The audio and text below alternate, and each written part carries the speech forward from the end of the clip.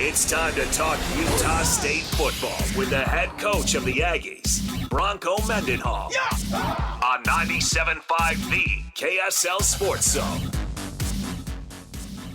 Coach Mendenhall joins us right now. And, Coach, I appreciated the candor when we talked in the post-game show, because there's a lot of people out there that say, okay, well, you got to put this game behind you. You have to flush it away.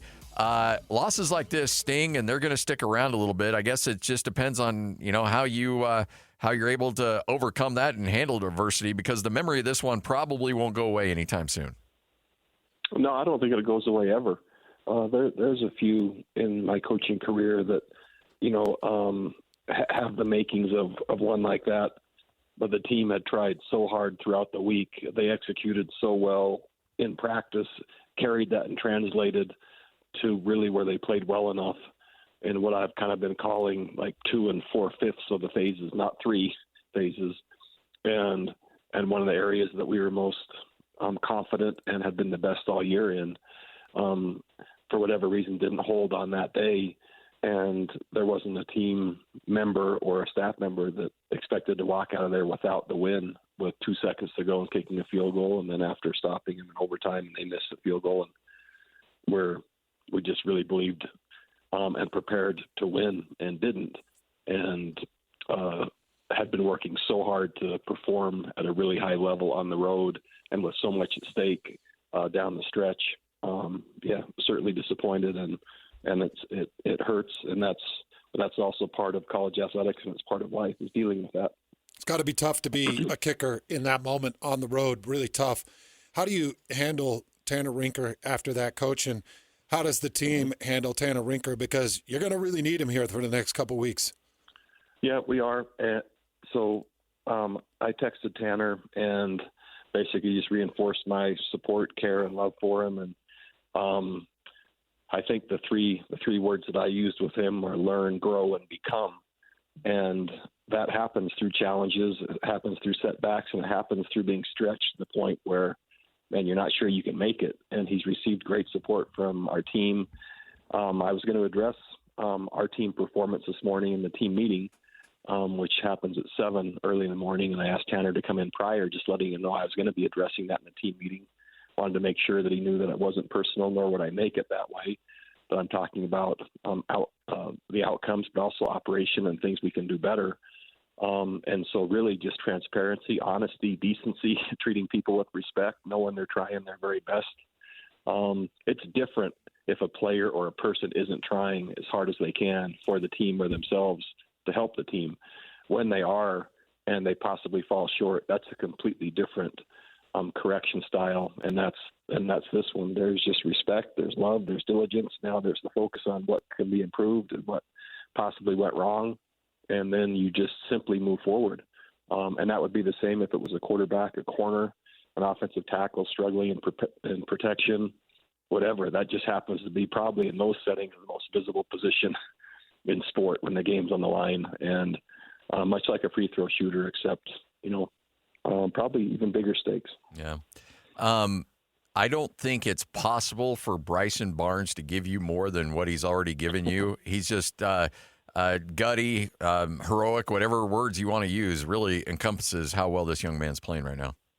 I think both those words are accurate. I don't think I've seen a player that is trying as hard, is giving as much, is getting up from so many hits, is carrying the load, is scrambling, is diving for first downs, scrambles and slides to give us the ball right where we wanted it, to kick a field goal to win the game. After a quarterback draw at the 7-minute mark in the fourth quarter to put us ahead, and the number of hits, the amount of shots, I don't know how he continues to just get up off the mat and go, and it's inspiring. Right, I'm the older of the two of us, and he and I, and yet I feel like I learn and grow, and just in the sense of what someone can really accomplish when I watch him and being around him. What a joy to be his coach. So Bronco, just shaking off this game and getting ready for Fresno State and getting ready for the finish of this season. How do you address the team and make sure that this game doesn't linger? Because I remember, for me, these were tough for me personally, just talking from a personal standpoint, really tough for me to shake off. Yeah, it's tough for grown-ups too. So I still have residue. I'm shaking, but it's still in there, and so I acknowledge that with the team. It's not going away right now, and it's not going to go away this afternoon. And when we start our walkthrough and Fresno State meetings this evening, it'll still be there. And yet it has to stop there. And so really, to your point, the more we engross ourselves and immerse ourselves in the next opponent, it goes dormant for a while. It doesn't mean it goes away, but it goes dormant because it's overlaid by the next priority, and the priority that gives us our best chance to finish the season the way we want and to have the exact best chance to play well on the road and against another good team. And so the more it does linger, the more it gets in the way of that. The team knows it. I know it now. Executing against it is just the brutal fact of doing it.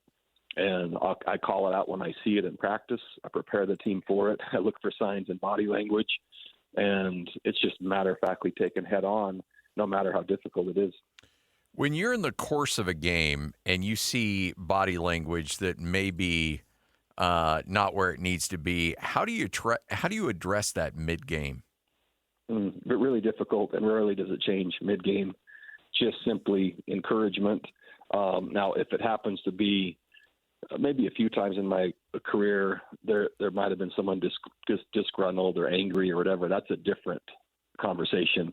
That's more emotional. That's more confrontational. That's more correction. Sometimes it's just, possibly sadness or lack of confidence, or someone's a little bit flat, and that's obviously more encouraging. Rarely does it change in that moment. Yeah. There's teachable moments, and you can see them on film or you talk about them after, but rarely does it ever just immediately become fixed if it's happening during a game, in my experience. Well, that's a really good Fresno State team you're getting ready for, and good quarterback and really good running backs, kind of a two-headed monster. They've got some good wins, beating Oregon State, got the win over Hawaii. They beat up Boise State pretty soundly. They've played a couple of good weeks back-to-back. So Fresno State, couple areas that you got to get ready for taking on the Bulldog this weekend. Significant change for them offensively. They changed quarterbacks about 4 weeks ago. Focus on the run game increased exponentially. So they're playing a style of football where it's ground game based, supported by really strong defense that's not having to play a lot of snaps but plays physical to match that style. They're playing low scoring games, physical, tough, run, some play action to complement that. But you're really playing a collective style of football where they love contact, they love physical play. And the game against Boise, they beat them 30-7. And usually in the second half is when you see runs start to spurt and go for 40 or 35 or 50 as opponents wear down or just don't have the stomach for the gap integrity needed play in and play out to keep playing that style of football against them. And they're comfortable and confident doing that. But that style has shifted significantly through the course of the year from throwing it in a more balanced approach in the last 3 weeks. They've, I think, just found the identity they want to go down the stretch with to try to win the conference. You and I, we talked a lot on coaches' shows and after games, and you brought up complimentary football a lot. And I thought in that game against UNLV, when you're playing a really explosive team, I thought your offense put together a few really good, long, time-consuming drives. I think defensively, you held UNLV to long drives that ultimately ended in field goals more often than not. In terms of the complimentary football aspect of that game, did that grade out the way that you had hoped to going into it? It was the best by far of the season, and it was by design. We knew offensively, I'm talking about our offense, we've been dynamic, we've been able to score, but we haven't been able to control a game. And that's really been by third down execution. And so we targeted third down execution at a really high level. That allowed us to control more of the time in between the explosive plays that we have. Defensively, we held UNLV to 23 points. That's the fewest points they've had all year against any opponent. and 29 total, even in double overtime, which is still fewer than any point total they've had all year.